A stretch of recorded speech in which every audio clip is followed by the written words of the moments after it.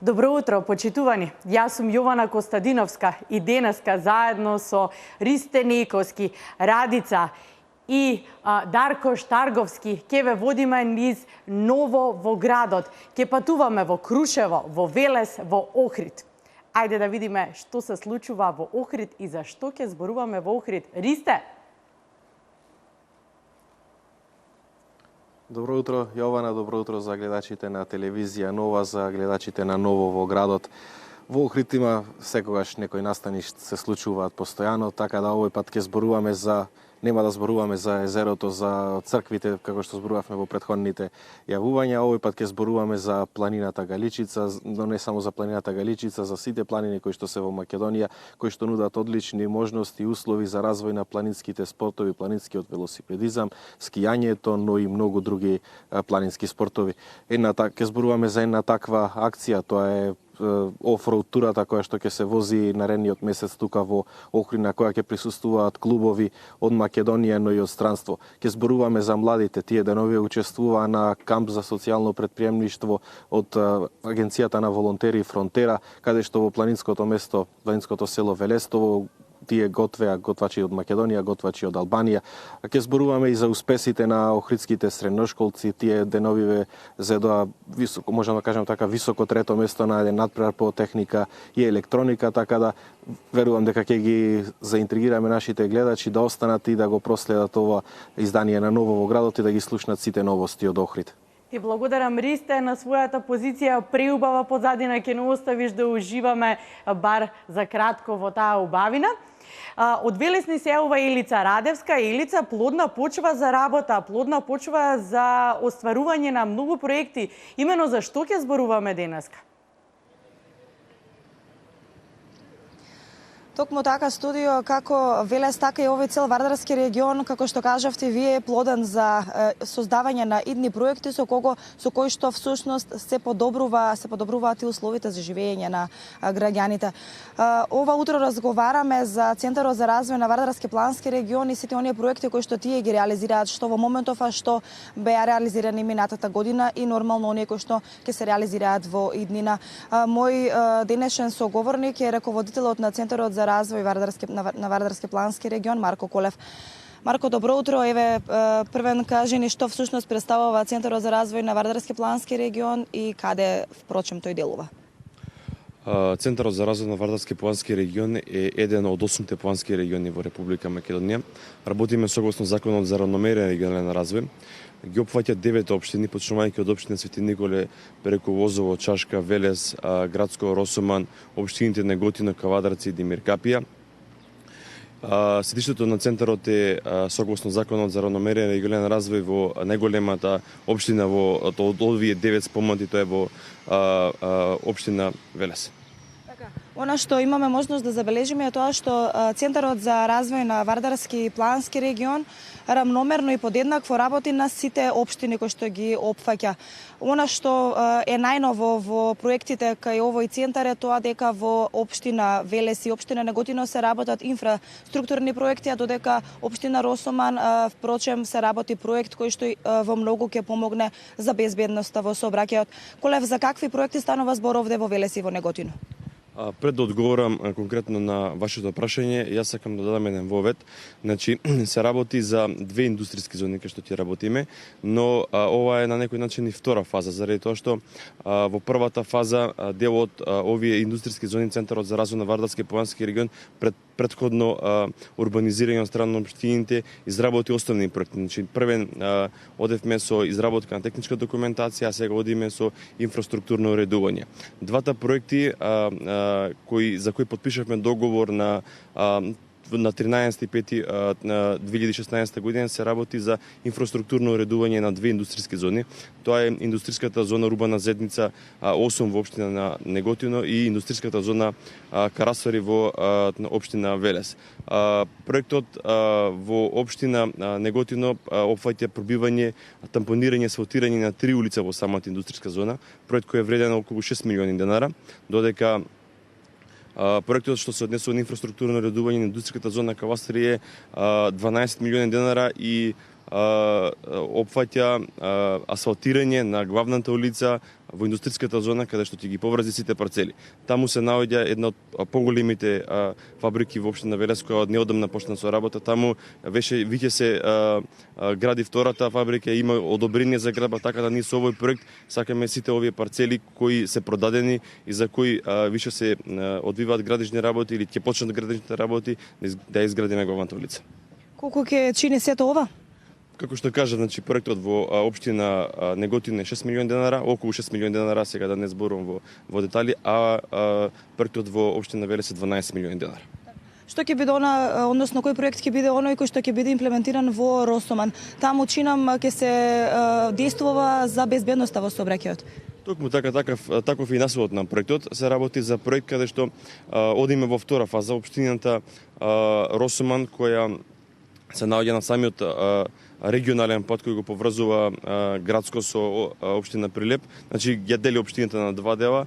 Општината пред известно време го прошири тој пат, направи дел од тротоарите, но дел од тротоарите не се направени, така да со овој пред би го заокружиле тој процес заради тоа што, како што кажав и претходно, се наоѓа пат каде што има фреквенција голема на возила, така да со овој проект сакаме да ги заштитиме и граѓаните и учениците кои идат секој ден нашко, децата што одат во градинка, така да се однесува на прецена безбедноста на жителите во општина Росоман. Се работи за проект и овие два претходно спомнати во општина Велес и во општина Неготино и во општина Росоман, проекти кои се финансирани од Министерството за околна самоуправа преку Бирото за регионален развој.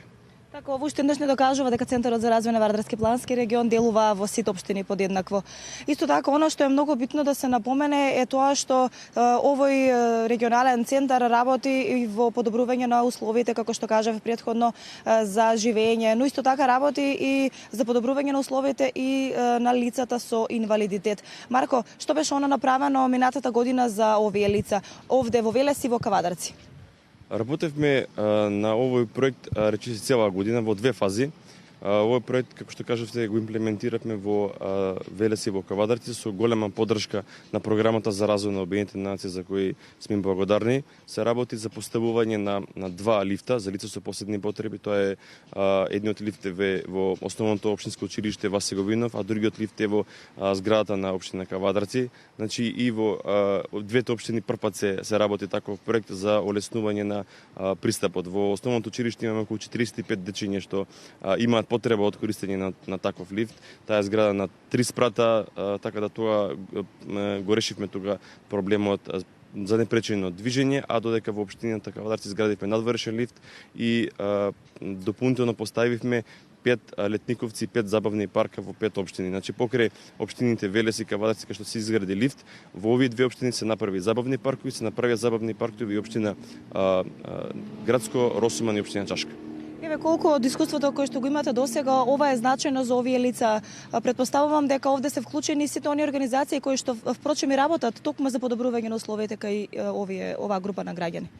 Па овој проект ни на некој начин кажано ни овозможи да со општина Велес и програмата за развој на Обединетите нации одиме во втора фаза. Пред известно време председателот на Советот за развој на Вардарски плански район и градоначелник на општина Велес заедно со мене објавивме еден нов проект кој ќе го финансира општина Велес во партнерство со програмата за развој на Обединетите нации. Се работи за пред се проектирање, промена на кровот во основното училиште Джинот. Значи таму веќе се сместени неколку невладини организации кои се занимаваат со оваа проблематика, така да во иднина планираме сите невладини организации да ги сместиме таму. Како што кажав, се работи моментот проектот, се работи проектот за промена на кровот, проектот за поставување на термички изолација и промена на прозорци и врати. Во прва фаза, како што кажав, ќе се работи кровот, но ние веќе аплициравме со некој проект за промена и на прозорците на вратите на фасадата.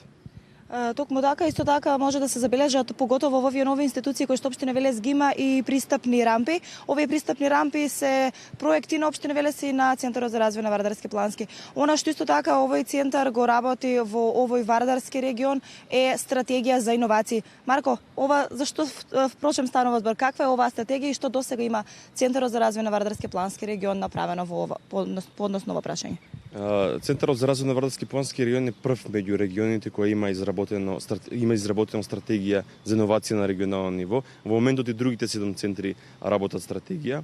На наредна седница таа стратегија ќе биде презентирана пред градоначалниците и доколку биде усвоена, јас се надевам дека нема зашто да не биде усвоена, тој документ би бил официјален документ на Вардарски-Плански регион. Во меѓувреме центарот подготвува 4 проектни апликации од таа стратегија што ја спомнав претходно.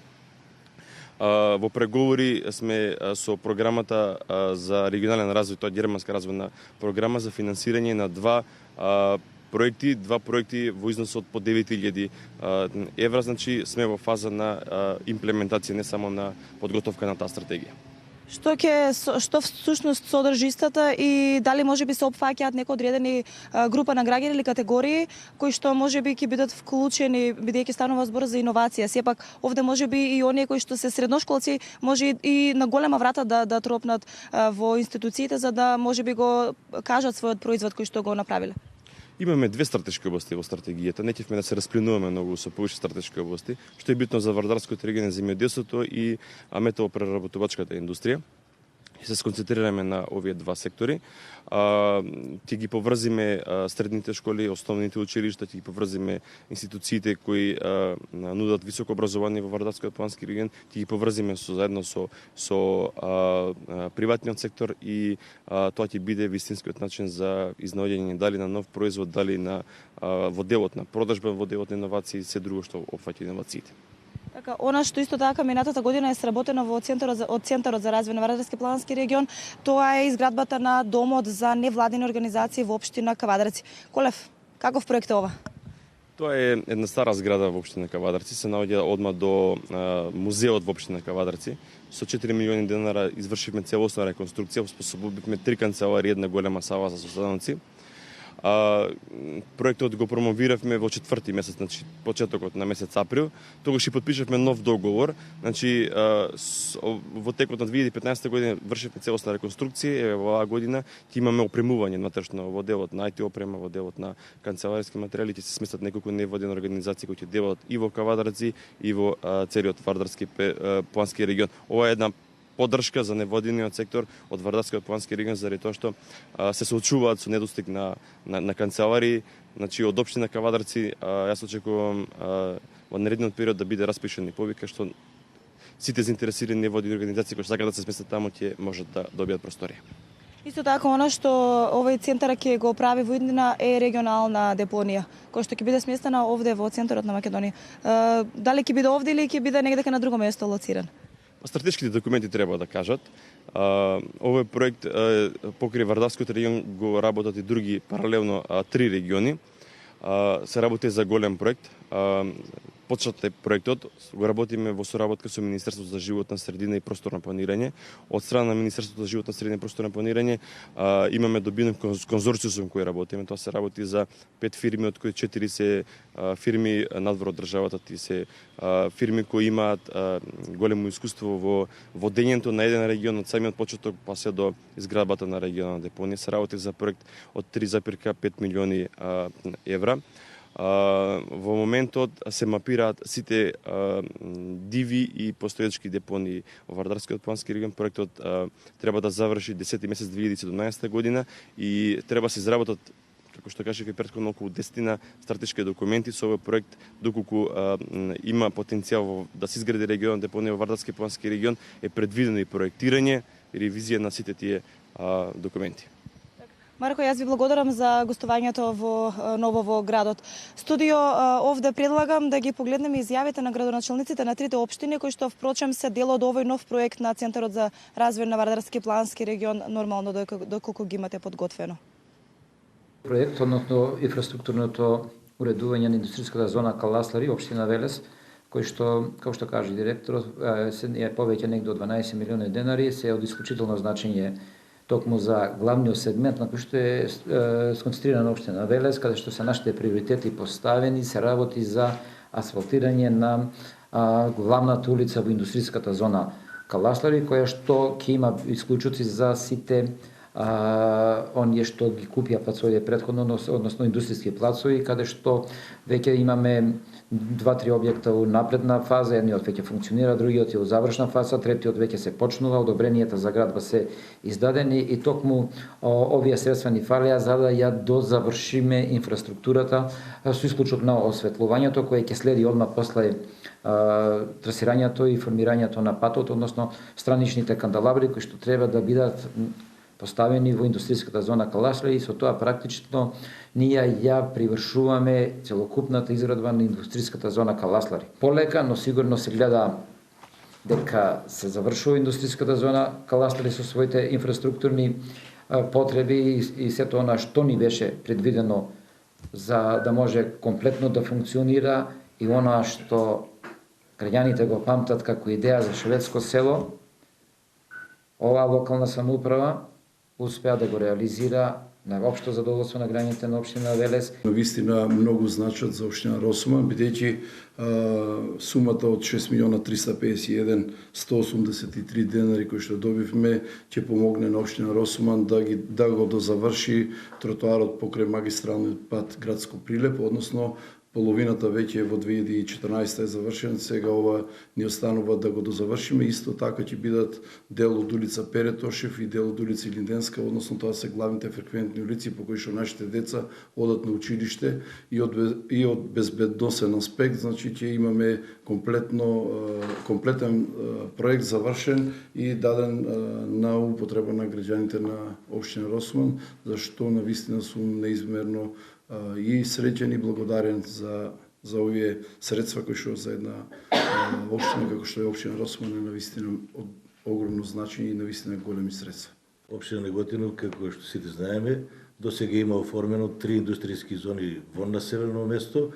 Едната е 100% продадена, додека на останатите две работиме и при крај сме со проектната документација, додека за прв пат сега ќе ја доуредуваме индустријската зона УЗА-8, благодарение на одличната соработка на членовите на Совет на Вардарскиот плански регион, моите колеги советници. Исто така преку аплициравме и до Бирото за регионален развој, преку Министерството за локална самоуправа и го добивме проектот за уредување на УЗА-8. Тоа е индустријска зона во населено место, каде што комплетно со инфраструктура ќе ги опремиме сите 3 улици, значи обезбедиме атмосферска и фекална канализација, патна инфраструктура, исто така и осветлување за истите и планираме сите работи да ги извршиме во период некаде околу 4 месеци. Вкупната сума која ја добивме од Вардарскиот плански регион е 5 милиони и 261.000 денари, 394 денари, додека општина Неготино со 219.225 денари кофинансира во реализација на овој проект. И се надеваме дека успешната соработка и понатаму ќе продолжи. Тоа е за добробит на граѓаните на цела општина Неготино, за бизнис секторот кој веќе поседува стопанско-индустријски капацитети во оваа индустријска зона и наскоро ќе добие и инфраструктура за целата индустријска зона. Илица, ти благодарам, ти посакувам убав и успешен ден во Велес. А сега одиме во Крушево. Дарко Штарговски, мојот колега, е веќе таму. Дарко, како си ово утро? Добро утро за тебе. Ова се минути за Крушево, повели. Добро утро, Јована, добро утро до сите гледачи. Како што може да видите, времето тука е навистина прекрасно и уживаме во чистата и еколошка природа во еден од најубавите туристички центри не само во Македонија, туку и на Балканот, а тоа е Крушево. Она што интересно се каже за Крушево е дека во последните неколку години бројот на туристите тука се зголемува од година во година. А она што пак уште поинтересно е да се каже тоа дека бројот на туристите кои што го посетуваат овој град во лето е многу поголем за разлика од бројот на туристите кои што го посетуваат во зима. Инаку, како што знаеме досега, Крушево беше познат како зимски туристички центар, но сега станува туристички центар кој што функционира 24 часа во текот на сите 12 месеци во годината. Зошто е тоа така? Ќе ни кажат нашите соговорници, првиот човек на Крушево, господинот Ѓорѓи Дамчевски и советникот за култура Елена Идиеска од општина Крушево. Ќе започнеме со господинот Дамчевски. Господине Дамчевски, еве се наоѓаме на прагот на таа летна туристичка сезона. Како Крушево се подготвува за дочекот на првиот бран на туристи? Добро утро. Крушево како добар домаќин се подготвува сериозно да го и ги организираме сите подготовки да го представиме Крушево во онака како што заслужува, во едно најубаво светло, како еден од најубавите туристички места во нашата држава. Како прво почнавме со и се уште продолжува со пролетното чистење на градот и реализираме голем број проекти и настани кои ќе придонесат за привлекување на туристите. Како еден од првите проекти кои почнавме да го реализираме, тоа е уредување на влезот во градот, кој допред некое време буквално ликуваше на една депонија. Го саниравме, изградивме повеќе од 130 метри подпорни ѕидови. Во тек е проект на хортикултурно уредување на влезот во градот, како и поставување на канделабри, така да влезот во градот добие еден сосема друг изглед. Продолжуваме со уредување на централното градско подрачје. Во тек е реконструкција на градскиот парк, замена на дотраените бехатон плочки со нови гранитни плочки, изградба на фонтана, така да и ова ќе имаме едно навистина убаво катче во центарот на градот. Продолжуваме повторно со уредување на тротоарите по Крушевските скали, како и со поплочување на повеќе споредни улички во градот кои во минатиот период не успеавме да ги реализираме. Паралелно со тоа работиме на уредување на полетиштето за параглајдери како едно значајно место за развојот на туризмот, односно расчистување на вегетацијата, зарамнување на теренот, тампонирање на теренот и сакам да кажам дека годинава за прв пат во соработка со Карана корпорација и УСАИД ќе поставиме повеќе од 600 метри квадратни вештачка трева како еден од основните предуслови за квалитетно полетување на параглајдерите. Еве кога сме кај параглајдерите, тие се едни од туристите кои што во најголем број доаѓаат во летната сезона тука во Крушево. Од каде се доаѓаат параглајдеристи и кои манифестации од овој алтернативен спорт се организираат тука во Крушево? Крушево изминативе неколку години, благодарение на поволната географска положба, на поволните метеоролошки услови, на поволната ружа на ветрови, станува арена каде што арена на надпревар на бројни параглајдеристи и спортисти од овие спортови. Изминативе неколку години се организираа бројни надпревари, било од национален карактер, на повеќе држави од Европа и дури од светот, така да во континуитет веќе се одржуваат повеќе предевропски и слични надпревари. Крушево, благодарение на овој потенцијал, не само што се промовира, ами се промовира како ги промовира своите можности за организирање на вакви надпревари дури и од европски и светски карактер, така да годинава ќе се одржат 2 европски првенства во параглајдерство и во змајарство, почнувајќи некаде од 17 јули до 20 август. Крушево буквално ќе биде преплавено со бројни спортисти од повеќе европски држави, како што рековме, така да овие параглајдеристи, овој вид на спортисти се едни од главните кои го возможуваат развојот на летниот туризам во Крушево. Колкава е нивната бројка? Дали има некаква статистика колку параглајдеристи го посетиле Крушево 2015 година и колку се најавени за оваа година? Можам да кажам дека бројот на параглајдеристите од година во година е се поголем. Само за една илустрација ќе кажам дека во минатата година, во овој период јули-август, во Крушево имаше резервирано 2600 ноќевања. Само во истиот период за оваа година се пријавени повеќе од 4000 ноќевања, така да некаде 30 до 40% е зголемен бројот на резервации само во хотелското сместување. Така да имаме еден навистина нагорен и убав тренд на зголемување на бројот на туристи, што секако ќе се одрази на целиот град. Кога сме кај развојот на овој алтернативен вид на туризам, освен параглајдерството, Крушево нуди и други можности. Тука секако е и манифестацијата која што се организира за развој на така наречениот планински велосипедизам или маунтин байк. Па благодарение на оваа тенденција да онај класичен туризам, одење на море, на езеро, под останување по 10 до 15 дена се заменува со сосема друг вид на туризам, тој активен, алтернативен авантуристички туризам.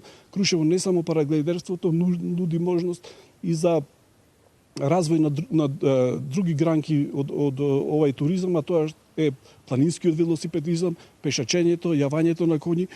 Еве, во оваа прилика сакам да кажам дека во периодот од 19 до 21 август во втор пат ќе се одржи манифестацијата Крушево низ Корија. Тоа е велосипедска трка која подразбира кампување на терените на Мечкин камен, забава со познати диџеи, повеќе од 19 километри велосипедска патека низ Крушево, околу Крушево и низ Крушево, како и ноќна трка во Крушево, така да и овај туризам, не само параглайдерството, значи и велосипедизмот, планирањето зазема се поголемо место во развојот на градот. Крушево нуди голем број вакви атракции, како што ги напоменавте, исто така и природата, чистата средина, урбаната средина. Дали Крушево како град има доволно капацитет да ги прими сите гости? Каков е оној капацитет на сместување и во хотелите, но и во приватниот смештај? Крушево располага со доволен број распестувачки капацитети, значи бројот на легла во хотелското сместување, во приватното сместување, во детското летовалиште, како и во манастирите е некаде околу 2000 лежаи, што сосема мислам дека ги задоволува потребите за туристите. Кога станува збор за зголемувањето на бројот на туристите, еден од главните фактори е секако и конкурентноста на Крушево, односно ниските цени и добриот квалитет и услуга кои што се нудат тука. Еве, колку чини сместување во приватниот сектор, едно ноќавање, колку во хотелскиот смештај? Цените се релативно ефтини, значи во приватниот смештај може да се најде сместување и од 5 до 7-8 евра, додека околу 20 на евра е сместувањето во хотелското сместување заедно со доручик. Паралелно сакам да кажам дека цените во угостителските објекти, во рестораните се доста ниски, доста прифатливи. Еве за една илустрација, значи Нескафе во централното градско подрачје 30 до 40 денари, што секако е нешто што треба да се каже и да го слушнат нашите гости. Да, секако, значи тоа е навистина ниска цена, а тука пак оние посетители кои што ќе дојдат навистина може да очекуваат една врвна услуга и секако едно прекрасно место за уживање, а токму за тоа општина Крушево ги гради и двете викенд зони, едната лоцирана под 33 метарскиот крст кој што е посветен на нашата музичка звезда Тоше, а другата е околу Вештачкото езеро. Што се случува на овој план и дали се најавуваат нови инвестиции кога станува збор за развојот на ваквиот тип на туристички населби и дали има нови инвестиции најавено во однос на хотелското сместување, изградба на нови хотели? Викенд зоната кај 30 на Вршник, значи е комплетно завршена со изградбата на инфраструктурата. Преостанува уште да се реши проблемот со дел од водоснабдувањето, така да потенцијалните инвеститори веќе се продадени сите локации, ќе можат во оваа градежна сезона да почнат со изградбата на објектите кои ги планираат, додека кај викенд зоната кај езерото во тек е измена на деталниот урбанистички план поради барање на самите инвеститори, а по-конкретно во таа викенд зона имаме предвидено изградба на 3 мини хотели кои ги откупи еден инвеститор. Сега на негово барање вршиме измена на деталниот урбанистички план за спојување на тие парцели и изградба на еден поголем хотелски објект. Паралелно со тоа имаме се врши измена и на генералниот урбанистички план и предвидување на парцели за изградба на нови хотели на потекот на гумење кон кај детското летовалиште, зашто исто така имаме заинтересирано инвеститори. И еве да поентираме крај, зошто еден турист би го посетил Крушево? Ако ве прашаат, што им одговарате, како градоначалник? Видете, Крушево, секој што ја сака Македонија треба да го посети Крушево, ако сака да се запознае со корените на нашата држава, со корените на нивните предци, со историјата, ако сака да се надише чист планински воздух. да го се посети Крушево затоа што сметам дека е едно од најбезбедните места во Македонија. Слободно може да се пуштат своите деца да уживаат во убавините на градот без да се води надзор од нивните. Релативно ниските цени, квалитетната храна, гостопримството кај крушевчани, што секако е еден предност пред пошироката територија на Република Македонија. Освен чистата еколошка природа, големиот број на музеи, Крушево ова лето ќе нуди голем број на културни содржини. Што ќе можат да посетителите во Крушево тука да очекуваат ова лето? Значи Крушево, како изминатите години, така и оваа година, ја има програмата Крушево културно лето, културна зима. Тоа е една програма која Крушево живее во духот на културата преку целата година, со најголем интензитет во летните месеци јуни, јули, август и септември, кога и посетеноста на Крушево е најголема. Така да можеме тука да ги спомнеме како традиционални манифестации кои се одржуваат Крушево етноград, која оваа година ќе изобилува со голем број на народни и етно групи и изведувачи кои ќе учествуваат на етноградот, како и 10 дена Крушевска република, каде се прави една поголема рамка, каде ќе имаме концерти од народната музика, од популарната музика, рок музиката, театарски представи, стендап комедии, потоа ќе има дел од класичната музика. Ali освен тоа, Крушево и преку текот на сите тие неколку месеци ќе има богата културна програма со познати изведувачи кои ќе учествуваат и кои ќе придонесат да привлечат поголем број на посетители во градот. Тоа секако се однесува како за жителите на Крушево, така и за туристите кои ќе дојдат, да имаат поголема содржина што би посетиле во текот на нивниот престој тука. Дали може да откриеме некои представи, содржини, концерти, групи кои што ќе дојдат тука во Крушево? Секако, значи закажани ни се концерт на класична музика на Пламенка Трајковска, потоа имаме Бела ноќ со диџеј Никифор, потоа ќе ги имаме тука и летечки пекинезери, Пеперминт, Фолтин кои ќе настапуваат, исто така театарот од Прилепки има свое гостување со своји театарски представи, Маријан Ѓоргиевски, Никола Тодоровски, познати стендап комичари од Македонија исто така ќе имаат свој учество во Крушево, така да се нуди една убава содржина, пристапна и за помладата и за постарата публика. Една од манифестациите кои што привлекува можеби најмногу внимание е Крушево етноград, една навистина уникатна манифестација не само во Македонија, туку и на поширокиот балкански простор, каде што голем број од крушевчани гордо се облекуваат во своите традиционални народни носии, комитски, турски и староградски носии и на таков начин придонесуваат за приликување на многу поголем број на туристи во градот.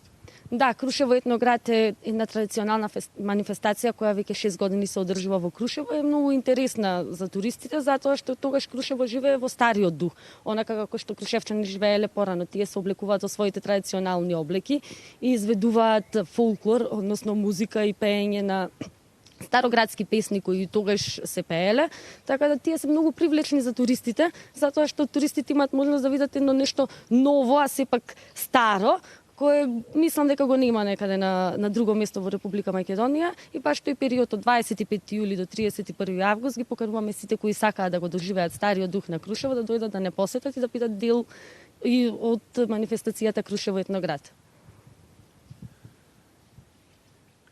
Јована, тоа беше нашето јавување тука од Крушево. Јаве за сите оние кои што немаат одлучено каде да го поминат овој викенд, нека дојдат тука во Крушево да уживаат во вистинската природа и овие убавини кои што се наоѓаат околу нас. Дарко, ти благодарам, благодарение на тебе, сите кои што не слушаа, верувам дека уште викендов ќе посакаат да дојдат во Крушево. Ти благодарам, ти посакувам убав и успешен ден. Почитувани, останете со нас, правиме кратка пауза и одиме во Охрид да видиме што прават тие за да го развијат планинскиот туризам.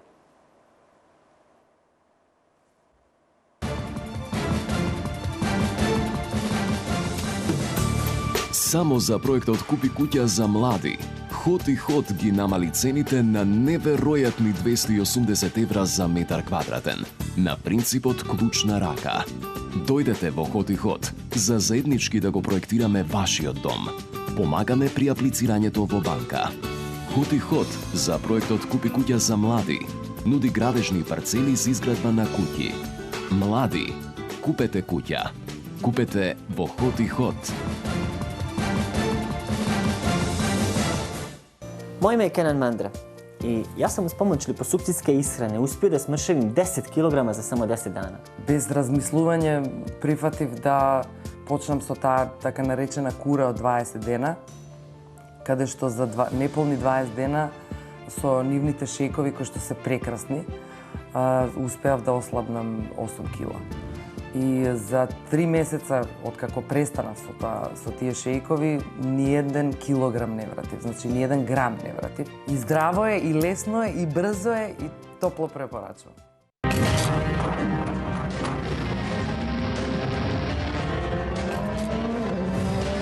Кога најмодерната технологија на производство ќе се соедини со 60 години искуство и традиција, се создава вистински квалитет за оние кои користат оптимално и оние кои сакаат максимално. Нови моторни масла Максима и Оптима од рафинеријата за масло Модрича, Нестро.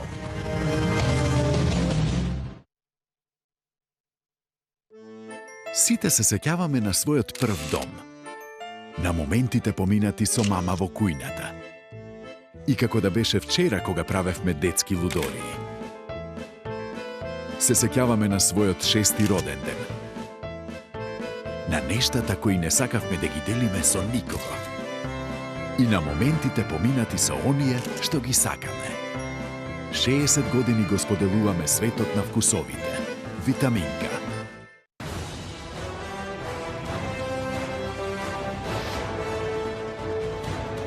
Повеќе од 20 години ние го обновуваме минатото.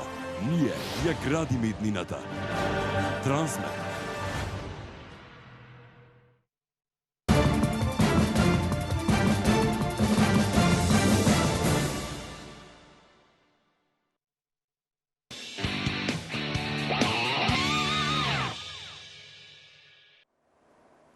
Ристе Нејковски покрај Охридското езеро. Добро утро официјално, Ристе. Што ќе пренесеме денеска од Охрид?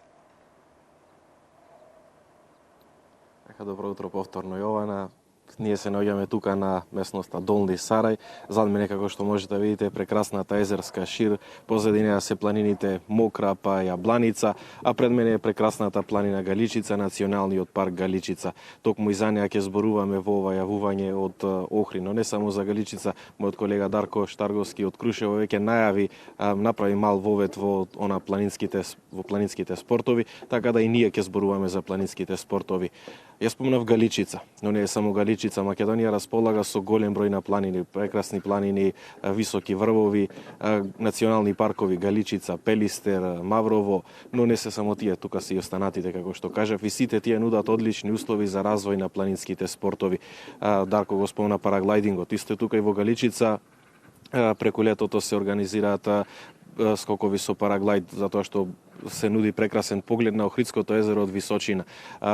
Може тука да се практикуваат планинскиот велосипедизам, планинарењето, пешачењето, скијањето, бројни се значи сите спортови што ги нудат македонските планини. Како што кажав, Македонија има добар потенцијал, има услови за развој на планинските спортови и со поголема промоција. Ќе привлечеме повеќе број на туристи, не да ги чекаме само тука со плажарскиот туризам, јас како што би рекол и како што велат и другите туристички работници, треба да се насочиме кон активниот туризам, бидејќи тоа е нината на туризмот, странските гости тоа го бараат, го сакаат. Така да предлагам овој дел да го започнеме со она што Охрид, планината Галичица, Македонија и останатите планини го нудат за развој на планинските спортови.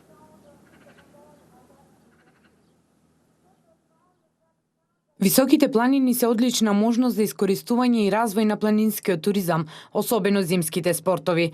Џордан Камбел, новинар од Америка кој за прв пат доаѓа во нашата земја, вели дека Македонија е едно извонредно место за зимски туризам, не само за оној класичен рекреативен ски спорт, туку е идеално место за екстремно скијање. На моите пријатели и луѓе во Америка ќе се обидам да им го пренесам сето она што тука го откри во Македонија, особено во Охрид и секако покрај зубавините. Ќе пишувам и за тоа колку гостопримливи луѓе живеат тука, додаде тој. Ќе пишувам за спортско-рекреативни настани во природа. Исто така, мислам дека многу се интересни и зимските спортови во Македонија, тука има голем потенцијал. Така да имам намера да пишувам за скијање во Македонија, не само алпинско скијање, нели што се случува во ски центрите со ски лифтови, туку исто така и скијање на неутепкан снег, тоа што се вика backcountry skiing, затоа што има огромен потенцијал за конкретно овој вид на зимски спортови. Македонија се наоѓа на вистинскиот пат и може да биде конкурентна на американскиот пазар, затоа што ги поседува сите потенцијали за развој на планинскиот велосипедизам, вели Моника Прајс, косопственик и директор на Experience Plus. Македонските планини се одлична можност за планински велосипедски тури, како и за семен велосипедски туризам. Македонија дефинитивно може да биде конкурентна на пазарот во САД, особено со помладите туристи кои сакаат да најдат нови места кои не се често истражувани. Промоцијата на Македонија нова полека го зголеми бројот на туристи кои ги сакаат планинските спортови и секако ќе ја прикаже Македонија и Охрид во на вистинско светло, како мирно пријатно место со одличен потенцијал, со гостопримливи луѓе каде туристите ќе може да доживеат еден прекрасен одмор, истакна Моника Прајс. За сите љубители на адреналинот, што подготвувате? Така, спомнавме ето за планинските спортови, токму во таа насока и еден предстоен настан кој треба да се случи идниот месец на 25 јуни тука во Охрид. Токму така, Јована, како што кажа ти, сите љубители на адреналинот треба да дојдат на овој настан. Тоа е офроуд турата Охрид, која е планирана да започне тука од центарот на Охрид, па да продолжи низ некои од охридските планински села на кај планината Плакенска планина, а потоа се продолжува по планината Галичица и повторно враќањето е тука во Охрид.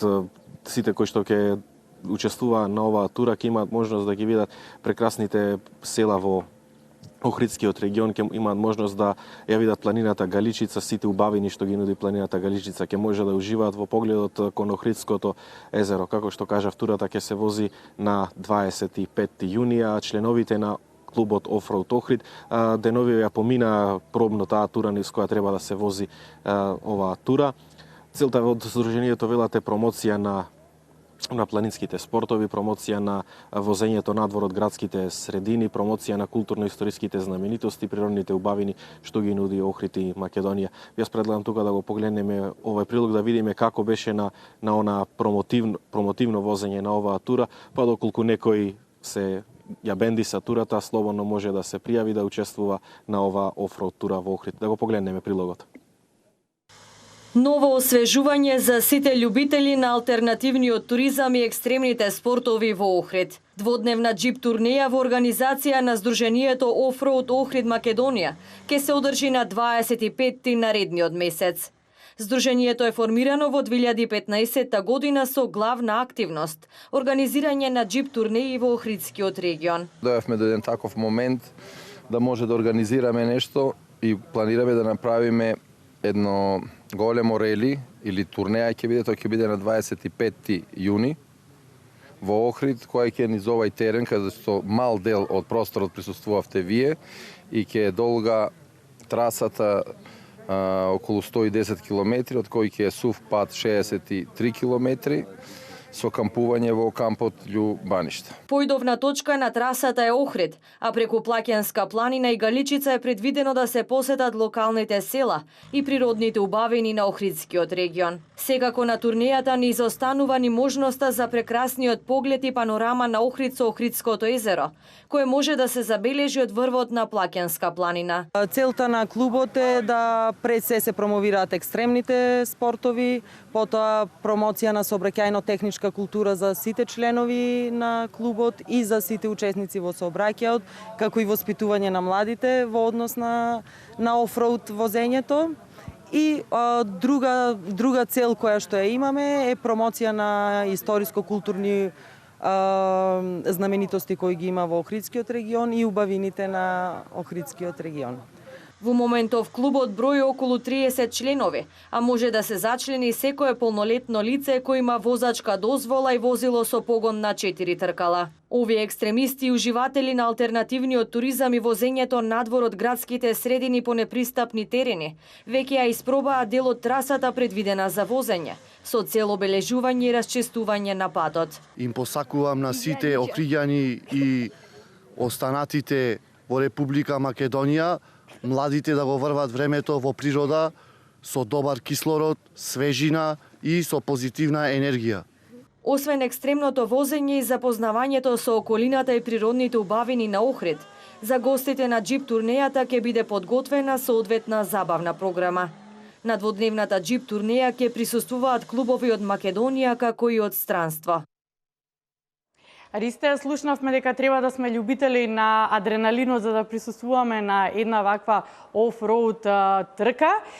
Ме интересира дали оние кои што не се членови во клубовите, дали тие може да се пријават и да присуствуваат на некоја офроуд прошетка или она што се подготвува офроуд шоу на кој што кажа дека ќе бидат присутни повеќе клубови и од Скопје и од другите градови. Така, секако Јована, може секој да учествува кој што сака да искуси едно вакво искуство. Но не е само оваа тура, во Охрид веќе и се нудат на туристите вакви офроуд тури, каде што во соработка со некои од туристичките агенции, одредени луѓе тука ги преземаат туристите, па ги, како што кажав, турата е иста, ги носат на Плакенска планина, откаде што се пружа само мал дел поглед на Охридското езеро, а потоа се продолжува кон планината Галичица, каде што веќе може да го видат и во поголема мерка Охридското езеро, но не се само тие планини, тука се и Илинска планина и останатите планини кои што ги нуди Охридскиот регион, така да секој љубител на планината, секој љубител на чистиот воздух, доколку сака да учествува на некоја ваква тура, слободно може да дојде и да искуси еден ден со офроуд турата во Охрид. Јована? Информација ми ја носите од моето омилено место, морам да признавам, во Охрид, а тоа е Велестово. Има преубав поглед кон Охридското езеро, кон речиси еден преубав дел од градот Охрид. Секој кој што дошол, еве, драго го препорачувам Велестово како едно мало местенце на кое што ќе можат да отидат и навистина да ја одморат и душата и да се наполнат со позитивна енергија. Што ми носите од таму? Која е информацијата? Токму така, Јована, јас во неколку пати ги споменав прекрасните охридски села, едно од тие прекрасното Велестово, кое се наоѓа, како што кажати, над Охридот, каде што се пружа прекрасен поглед на Охридското езеро, на Охрид. Таму веќе расте бројот на посетители, расте и бројот на оние изградени викенд куќи од крајаните на Охрид, на Македонија. За Велестово важи така да кажам, како изрека, еден селанец кога го прашале за Велестово нешто да каже, тој рекол дека ние живееме меѓу две неба, алудирајќи на Охридското езеро и на прекрасното сино небо над Велестово. Токму таму во Велестово се одржа еден прекрасен настан, можам да кажам, каде што млади луѓе, волонтери од Македонија, од Албанија, посебно тука од западниот дел на Македонија, учествуваа на камп за социјално предприемништво организиран од мрежата на волонтери Фронтера. Таму тие се дружеа, се забавуваа, подготвуваа јадења од охридската, од македонската кујна, од кујните од кои што тие доаѓаат. Наистина едно прекрасно дружење, едно прекрасно искуство. Кампот исто така опфати дел кој што се одржа и во Струга, таму се одржа кампот за социјално предприемништво, на кое акцентот беше ставен на формирањето на стартапи од оваа област. Јас предлагам тука да го погледнеме прилогот токму за овој настан.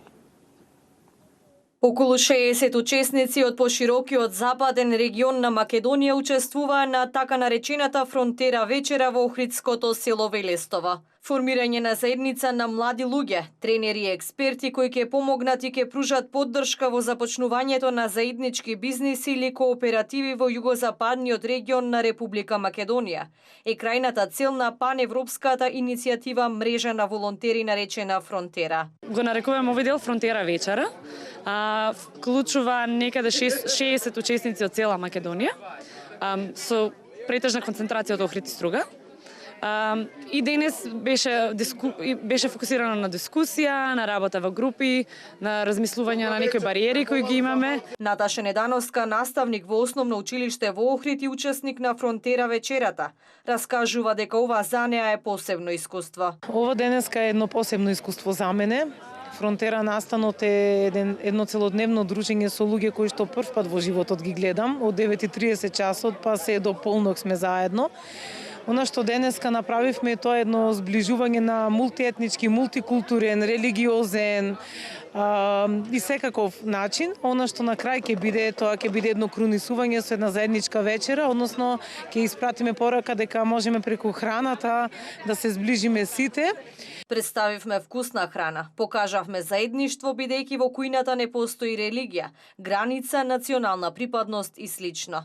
Главната порака на настанот е соживот преку храна, вели Владко Огненовски, еден од главните готвачи на овој настан. Денешниот настан Food Frontiers е многу интересен настан, регионално се собравме оние најквалитетните шефови од регионот. Денеска имаме гости од светски размери, тоа се овие дечки позади мене. Бледар Кола е заменик на врвниот шеф со светско признание Рене Реджепи. И целата екипа се собравме. Овде сме собрани албанци, срби, сите заедно. Активностите во Струга предвидуваат учество во Тера Камп, кој представува тродневен тренинг за социјално предприемништво. Во Тера Кампот учествуваат 30 млади луѓе кои меѓусебно формираат тимови околу заеднички идеи во текот на тренингот. Третиот чекор на Фронтера е креирање на дигитална платформа на така наречена економија на споделување, во која би се вклучиле не само сите учесници на настанот, туку и други заинтересирани луѓе од регионот кои сакаат и можат да споделуваат вештини, добра и искуства. После настанот во Охридско-Струшкиот регион следуваат исти настани и во Мостар, Босна и Херцеговина и Костајница, Хрватска. Ристе, постојано нови случувања во Охрид, сакаме сите да ги прекажеме, но во интерес на времето веќе мора да завршуваме, но повторно би сакала да одвојам минутка, две, ајде да ги пофалиме охридските ученици. Какви достигнувања, што постигнаат тие, за што имаме, кое надпреварување се случуваше во Охрид и кои беа наградени?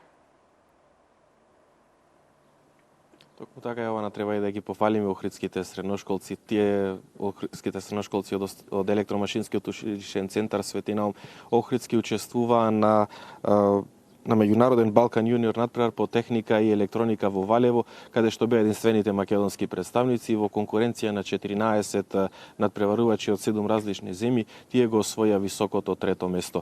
Од училиштето велат дека овој успех на учениците е подстрек и мотив за инните генерации да остварат уште поголеми успеси. Па доколку имаме време, јас би предложил да го погледнеме прилогот, доколку не, ево ги запознавме нашите гледачи со успесите на охридските средношколци. Ристе, сепак во интерес на времето мораме да завршуваме. Ги пофаливме бар за кратко охридските ученици. Ти благодарам многу, почитувани, нема поубаво завршување на емисијата, тоа е со погледот на Охридското езеро. Ти благодарам, Ристе Нејковски, ти посакувам убав и успешен ден. А вам, почитувани, ви посакувам исто така убав и успешен ден. Останете на оваа фреквенција, телевизија Нова, вашата фреквенција. Мојот колега Иван Лазаров е веднаш по мене.